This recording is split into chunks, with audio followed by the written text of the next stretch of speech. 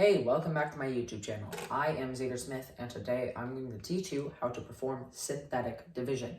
So let's start. Why would you want to use synthetic division compared to long division with polynomials or an area model for polynomial division? Well, synthetic division is a lot faster. So let me just show you how we do it. First, I'll talk about the best way to set it up. So if you just have, as your divisor, here we'd have x minus 2. Well, that would be perfect. You do not want a coefficient here on this x. Well, you want the coefficient of 1, and you want this degree to be 1.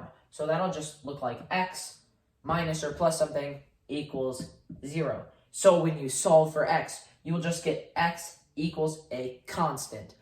Best case scenario, and that is how I'm going to show you today. If you have something that is not x equals a constant, probably an integer, don't want a fraction, then you're going to want to use polynomial long division or the box method. Now let's start. So our equation is x cubed minus 3x squared plus 4, and one of our factors or our zeros is x equals 2, which another way to write this is x cubed minus 3x squared plus 4 divided by x minus 2. So let's start. We solved for a 0. We got x equals 2. What we're going to do is we're going to put this 2 up here. You're going to put a little box around it. Just say, okay, this is our 0. Then all you're going to do is you're going to drag these coefficients out in order. So up here, the coefficient is 1, then it'll be a negative 3. Then you see we're skipping over an x term. What we are going to do here is we're going to say plus 0x, and then pull this 0 out and put a 0 there, and then we're going to put our good old 4 here. Now what? Well, just place a line down here. You'll see why later.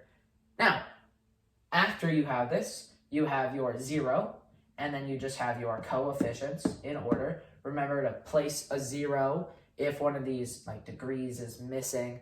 If an x is missing, put a 0x. Now, you're going to pull this first coefficient down. So we're going to pull our 1 down, put this here. Now, what we're going to do is we are going to just multiply these and then throw it here. So 1 times 2 is 2. So we just put this 2 here. Now what we're going to do is we're going to add these 2 rows. So negative 3 plus 2 is negative 1. Now, we do the same thing. We take this negative 1 and we multiply it by the 2, and then we drop it here. So negative 1 times 2 is negative 2. And again, we add. So 0 plus negative 2 is negative 2. Then negative 2 times 2 is negative 4. We put the negative 4 here. We always add. You're always adding. And we will get, this is our remainder column. So this will be remainder of 0. You'll know when it's your remainder column because you'll see how many terms is in this original equation. X cubed, meaning that there will be 3 x's and a constant. So there will be 4 terms here. And your actual final equation will have 1 less term than that. So these 3 are our terms, and then you'll have your remainder at the end. But when you are given a 0 or a factor, and you are told it's a 0 or a factor, you know that this remainder has to be 0.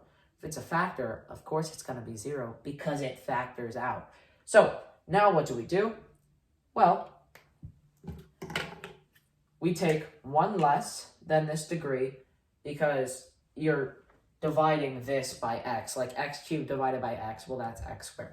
So we're going to take this first coefficient and put x squared minus, then this coefficient, x minus 2. So we're going to just start at the top, which this degree, the new degree, will be 1 less than this degree of the original equation, and then we'll just go down putting the coefficients in order.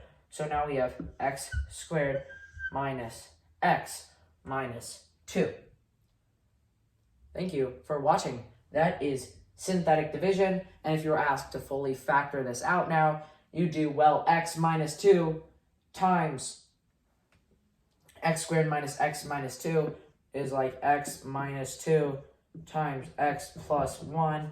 You can see, oh, x squared plus x minus 2. So if you were to fully factor this out, you'd actually have x minus 2 times x minus 2 times x plus 1, because you take the original x minus 2 over, so it'd be like x minus 2 squared times x plus 1, if you had to do that. Well, thank you for watching synthetic division, and I hope this was helpful.